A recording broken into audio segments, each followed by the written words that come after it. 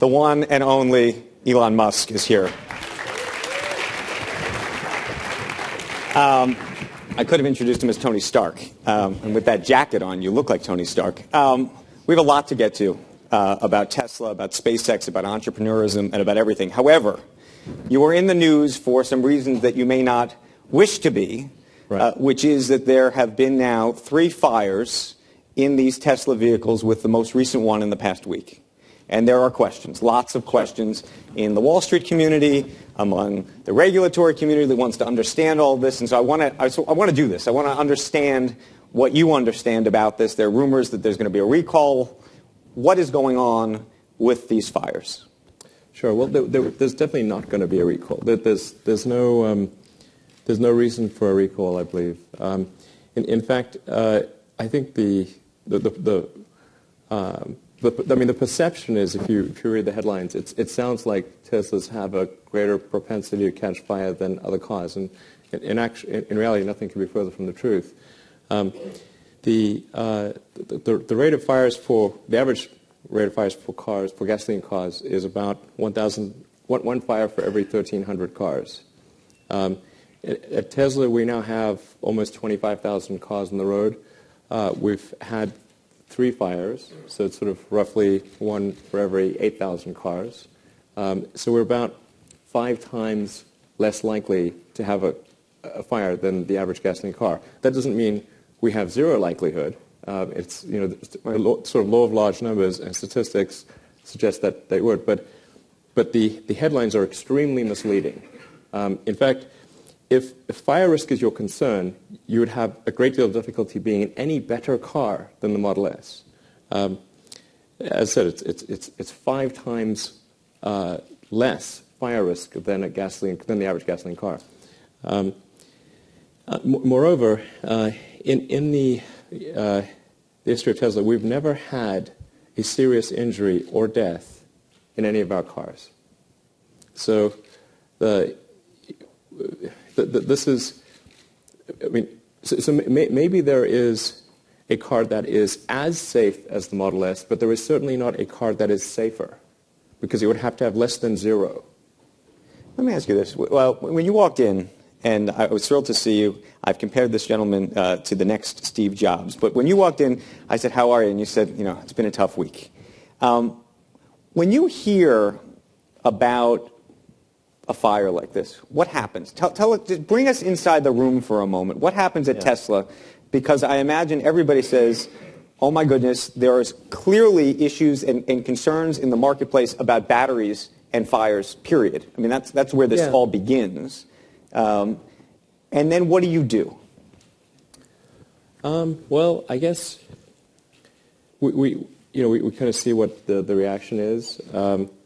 And then, in this case, the reaction is extremely inaccurate and unreasonable. The fact that there are 200,000 gasoline car fires per year in the United States. 200,000. There are, on average, 250 to 300 automotive fire deaths in the U.S. There are about 1,200 to 1,500 serious fire injuries per year. How many times have you read about that? Can you recall No. one instance? In complete fairness. Fairness. Exactly. So it's like, wow, this is extremely unreasonable and wrong. The expert press, in the sort of automotive industry, so like take the automotive news editor at Automotive News, actually wrote a great article kind of debunking the fire risk of the Model S, because they know that the propensity for fire is vastly greater in a gasoline car. But in the popular press, unfortunately, it's easier to report on sensation, even though that is demonstrably false with a simple Google search. So just to explain to everybody what's happened in these 3 fires, because there's a sense that these cars got into accidents. From what I understand, by the way, every driver of the cars is then asked to get a new car. Yes, exactly. But that there's something going on where something underneath the cars... Ask for a replacement Model S as soon as possible. Have you had conversations, by the way, with any of the people who've been in accidents? Yes. What do they tell you? It's the best car they've ever driven. And all three cases, they think they were saved from serious harm by the Model S, and if they had been in a different car, they would have been seriously injured. And in the case of the second fire, probably dead.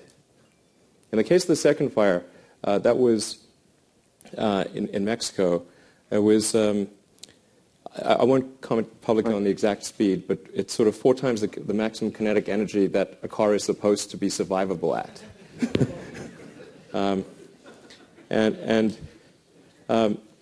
The accident was in multiple parts. The first impact was a concrete roundabout where 15 feet of concrete wall was sheared off, of 8-inch thick concrete wall. It was a curb wall, so like a foot high type of thing. Then the car bounced into a 7-foot tall concrete wall, smashed through that. By this time, the wheels had been torn off.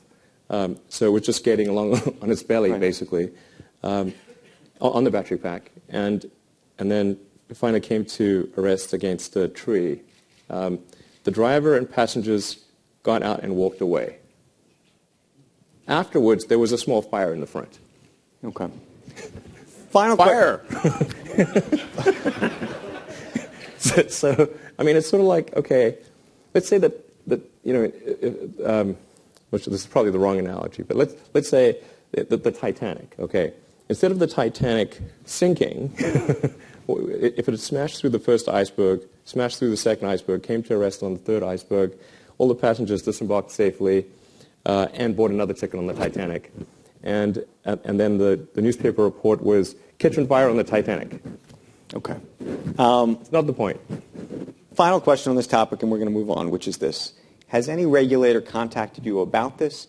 And what is the threshold for deciding that you need to look at these types of issues more meaningfully in terms of either thinking about either recalls or changes in the production of these vehicles? And I know that you consider this vehicle to be safe. Yeah.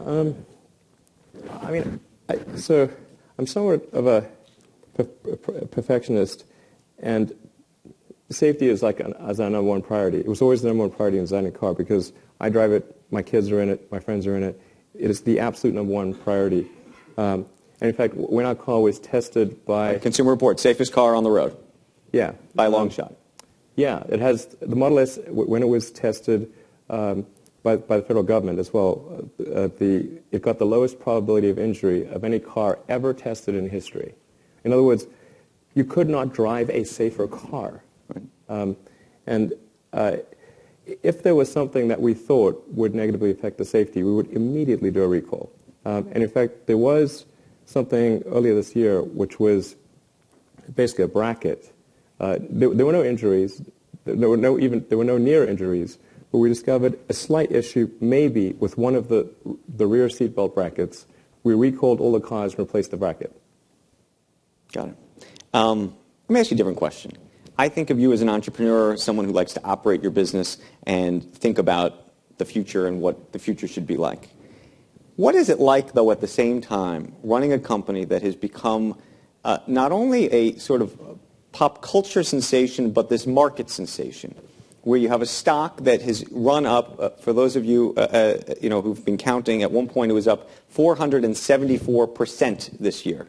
Right. It's come down a little bit, but you're still up 307% this year. Sure. In terms of how much you think about that issue, how much your employees think about that issue, what it does to the culture, I mean, this is sort of a bit of a wild ride that you're on. Yes. I keep thinking that it'll get less of a wild ride, but that seems to keep going. I actually think that the high stock price was somewhat distracting. In fact, I went on record as saying that I thought the price was higher than we had any right to deserve. Now, I mean, that said, I do think long-term that the price will be, or the value of the company will be well in excess of that. But to give us that valuation now is to have a lot of faith in our future execution, which we'll do our best. We'll do our best to meet that faith. But I mean, I don't believe in sort of talking up a stock or, I mean, I certainly wasn't trying to talk it down, but I was trying to be accurate. I mean, I think the stock's a pretty good deal at where it is right now, but it was probably a bit high before. Right. That's my honest opinion. How do you feel about running a company that is clearly in the public eye? We were talking in the back. There's a piece in a newspaper today. George Clooney is commenting. I've now quoted George Clooney twice today because we were talking about Dan Loeb earlier today, and I quoted something to him. But George Clooney was commenting that he got stuck on the side of the road too many times with his car, and he's gotten rid of it. How do you run a company? I mean, that's not quite accurate. So, what I said or Clooney? What you said. And I think so. The Clooney comment was like it was a needless comment, needlessly reported, because he made an offhand comment in an Esquire article by Tom Janot, who for some reason doesn't love Tesla, that Clooney said that his 2008 Roadster broke down, and so he sold it at a charity auction. That was in 2008, so it's kind of like that was 5 years ago. That this happened. It's not a Model S. It's not even recent. It's not really news. I'm not sure why it was even reported. I mean, like saying, my iPhone 1 in 2001 had a bug. Right. Okay. Let's talk a little bit about. You talked about the valuation of the company. You've started to sell more vehicles in Europe now. Yeah. Less vehicles in the U.S. Or because of this, it will be less vehicles in the U.S. There have been some analysts and folks who have speculated that maybe the demand in the United States right now has already reached some kind of peak level. Do you buy that? No, I don't think so. I mean, the main reason I think we got dinged on the valuation of the stock price was that we are, at least in the short term, constrained on production. So it's not, we're not demand constrained, we're production constrained. Right. And it's going to take a bit of time to work out the production constraints. Right. I mean, our volume is increasing, it's just not increasing as fast as if we didn't have that production constraint. So, yeah. Okay. Take us to the future. What are the roads going to look like 10 years from now? Right now, you're building charging stations all across the East Coast and across the country. If you go on their site, you can see this map and see how it's all going to roll out.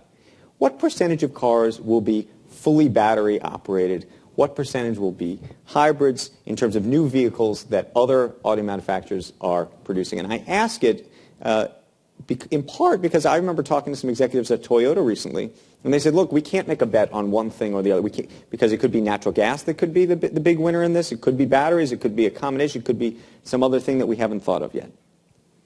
Well, it's difficult to predict the intermediate, but I feel confident in predicting the long term that all transport will be 100% electric, with the ironic exception of rockets.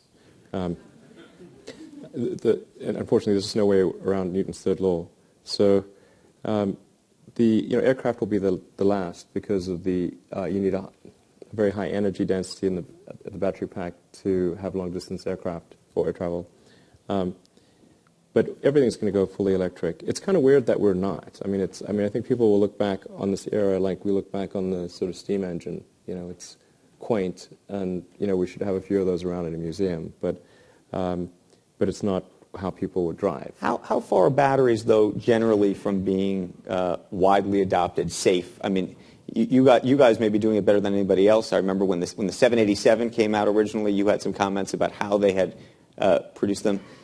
Yeah, I mean, the 787, the issue was spontaneous combustion. I mean, I think it's understandable if the 787 if it crashed and there had been a battery fire. Again, battery fire would be not the point, but the issue on 787 was the spontaneous combustion. Yeah. If you got a ticket, by the way, an airplane ticket, I know you probably fly Musk Air, but when you fly commercial air, if it said that it was a 787 plane, would you fly on it today? I guess so. I mean, it wouldn't be my first choice as an aircraft, but it's because of the safety, or because you'd prefer to fly privately? No, I mean relative to other airliners. My favorite airliner is actually the 747. I think that's just an awesome design. It's a fast airliner. Right? It's the fastest of the airliners, actually, right. And quite aerodynamically efficient. And I like the look of it, honestly. So, that was a ring. I mean, that's sort of Hall of Famer right there. The 787 is kind of an improved version of the 777, and I just think it's a bit disappointing because its main attribute is being 10% more efficient per passenger mile than the 777, and 8 of those 10 points come from the engine. So it seems like a lot of money to spend to get 2% more efficient on the airframe side.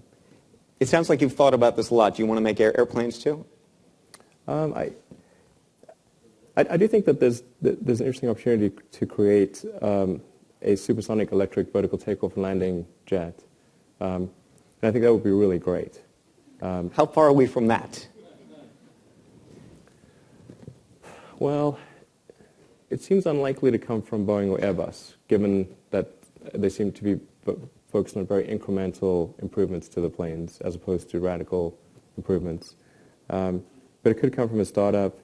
I mean, if I were to have another company in the future, which I would not be anytime soon, I think that would be the thing to do, is to do an electric aircraft. You want to do an electric aircraft? Yeah, and supersonic and vertical takeoff and landing actually work well with electric. So are you a believer? Sebastian Thurn believes that it'll be like the Jetsons by 2050. This is one of the guys who started Google Glass. Flying cars? Flying cars everywhere. Is that directionally how this all goes for you? I kind of like the idea of flying cars on one hand, but it may not be what people want, because if you have a huge number of cars and you have mechanical failures, then I think we'll sort of vaguely be wondering where the car's going to land on your head, or a house or whatever. So I think that's a concern, and then maybe there's also a question of noise pollution and to what degree does it affect the skyline? Is it just buzzing thing of cars? How about driverless cars? So Google is out there with its Google car. How far are we from driverless cars and driverless Tesla cars? Well, so the approach that Tesla's taking in this regard is to develop active safety and do active safety in the limit. Things like active cruise control, keeping in the lane, doing automatic passing and that kind of thing, and then gradually improving active safety until ultimately the car is able to drive itself in long term in virtually every scenario, maybe every scenario. The threshold, I think, for something to be autonomous is it's got to be much safer than a person driving a car, because it'll just be held to a higher standard. It's kind of like as an electric car, even though we're much safer than a gasoline car, we're held to a much higher standard.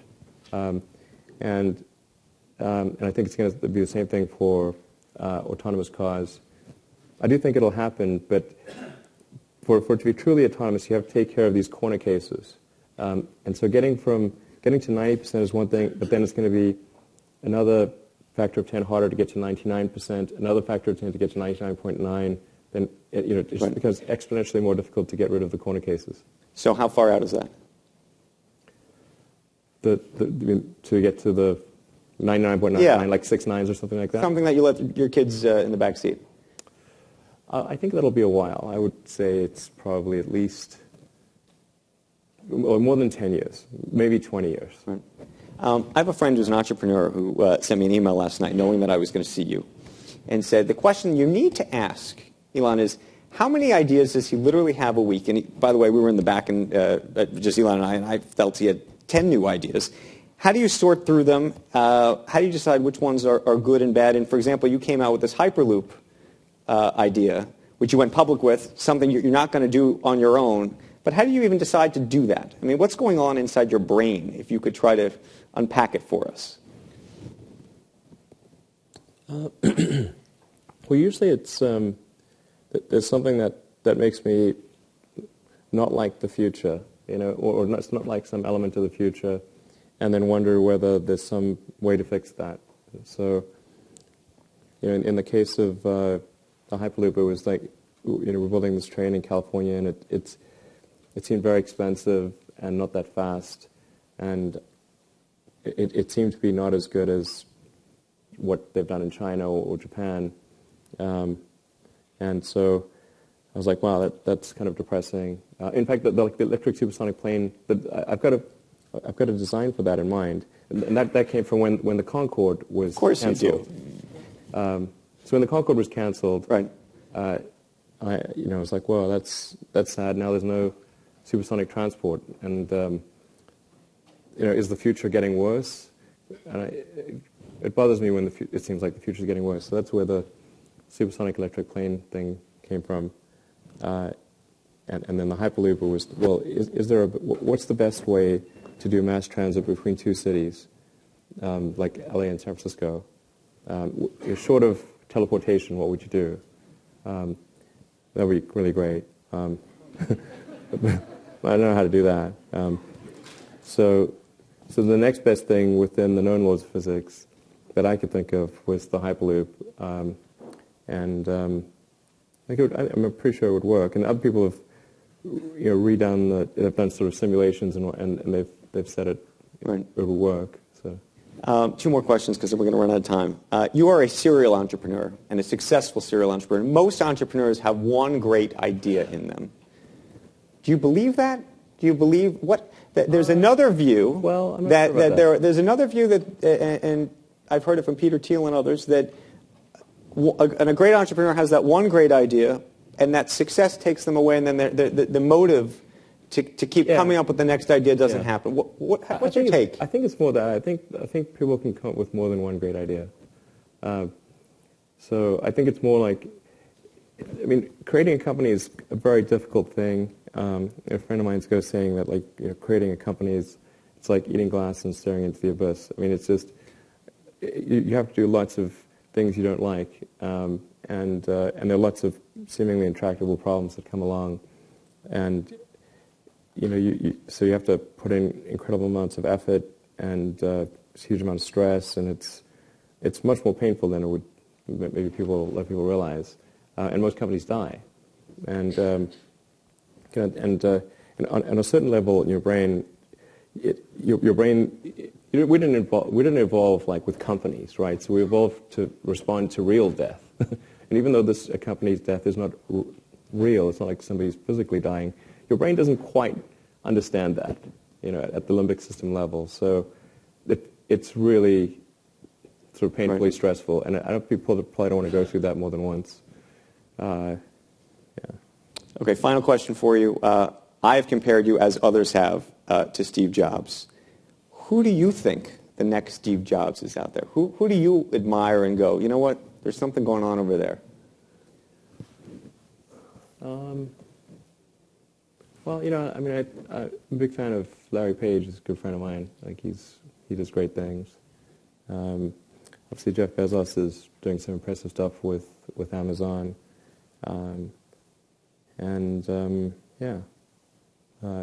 There's companies like Dropbox, and there's a bunch of Uber. There's cool things that are happening.